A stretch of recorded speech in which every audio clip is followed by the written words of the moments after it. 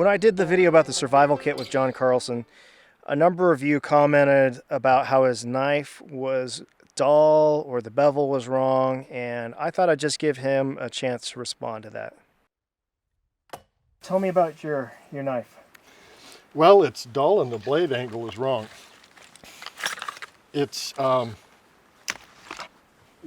edge profile is sort of semi-convex, so it keeps a very strong edge because this is mostly for chopping. It does slice if I need it to, but it's designed to be able to not have to worry about breaking it because they don't break, and if they do break, they've got a lifetime guarantee. This particular knife has been modified somewhat by the manufacturer, but it's a guy named Jerry Busse, B-U-S-S-E, has a company called Busse Combat Knives. And most of these, I guess, sort of have military origin, which is why I had this one slightly modified, so it took like the point off this, so I have more of a useful pounding surface. And it's made of a proprietary steel called INFI, I-N-F-I, that it's very strong, very durable. It's not stainless steel, but it doesn't seem to have much trouble with rust. It holds whatever edge I put on it really pretty well, and it's seen considerable abuse. And but it's configured more for chopping and rough, sort of hasty work, clearing an area for a Stokes or getting a shelter built or a campfire going. Other knives, are better suited, maybe more multitask, but this one seems to do everything I need it to, and it's one of those that's reliable enough that I know it's not going to break, so I'm comfortable doing anything that I need to with it in terms of breaking down firewood, and you can kind of whittle with it. It has a feature called a choil. Some people love them, some people hate them, which takes the knife from a fairly long chopping sort of thing into a more manageable 1 or 2 inch blade that you can do whatever you need to with it. So for my purposes, it works really pretty good. I've never had it fail.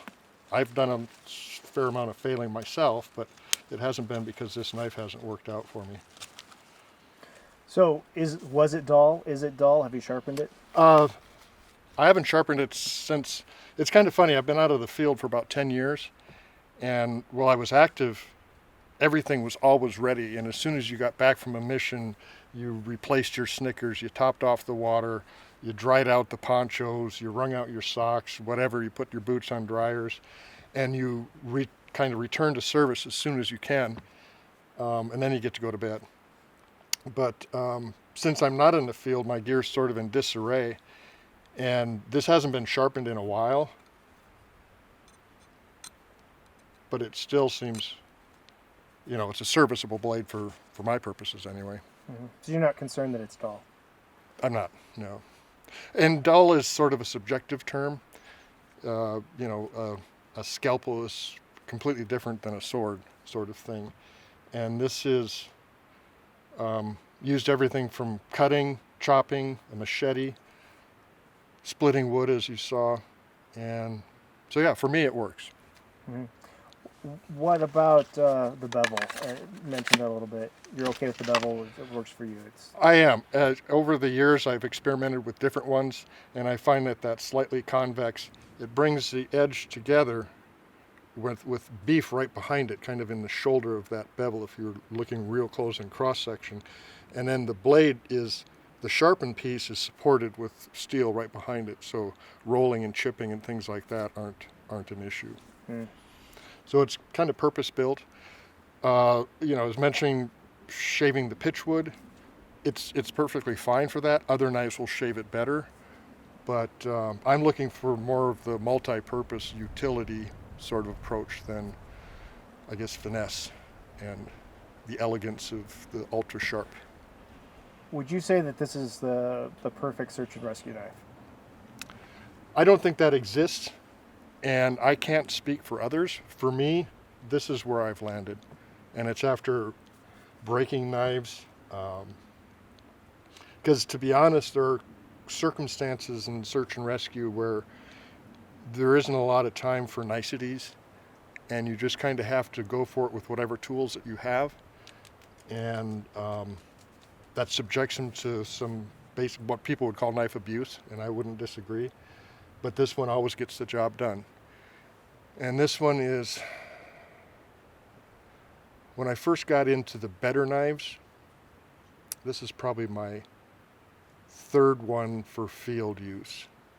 The company Busse, there are a couple subsidiary companies. There's a Swamp Rat Knife Works, I believe run by his wife, and they make a more modestly priced knife, and it is SR 101 steel, and it's differentially tempered, and that's a very nice knife. They too are guaranteed for life. So I started with one of theirs. They came out with a newer model that I like better, and I carried that for years until this came into my life, and it's been a good knife. And it's multifunction, which is what I like in any kind of SAR equipment, and I just don't have to worry about it. Can you give some examples of how you abuse knives when you're in the field? We've had to pry stuff with them. The big thing is the batoning. If you want to start a flame war on blade forms and things like that, there are people who genuinely believe that batoning, if you have the right skills and knowledge, no one ever needs to baton, and that could be true. Others, and I include myself, I found batoning to be an effective tool if you've got a knife that is built to take that kind of abuse, because that kind of is abuse. But it's the best way we've found to get dry firewood out of wet timber. And chopping really quick, trying to clear an LZ for someone, like if they're bringing a chopper in and they're going to lower someone on a wire, we'd like to try and clear an area for them. Sometimes you have to clear a path to get a patient out if you're doing an overland pack out. Yeah, there's any number of different scenarios that this is a good tool for. If there were attributes that you would say would exist for the perfect search and rescue knife, or as close as you could come to it, in your opinion, what is that? This and titanium. I don't know. That's such a personal thing. You're asking me, so I guess my opinion, I would have a hard time improving on this knife for the missions that I've been on. And it's one of my favorite SAR souvenirs. It's gone around and done a few things, and worked well in teams, and it's never let me down. Cool. All right. But that's just, my opinion. Your mileage may vary. And that's why I always say vary your sources and practice your methods.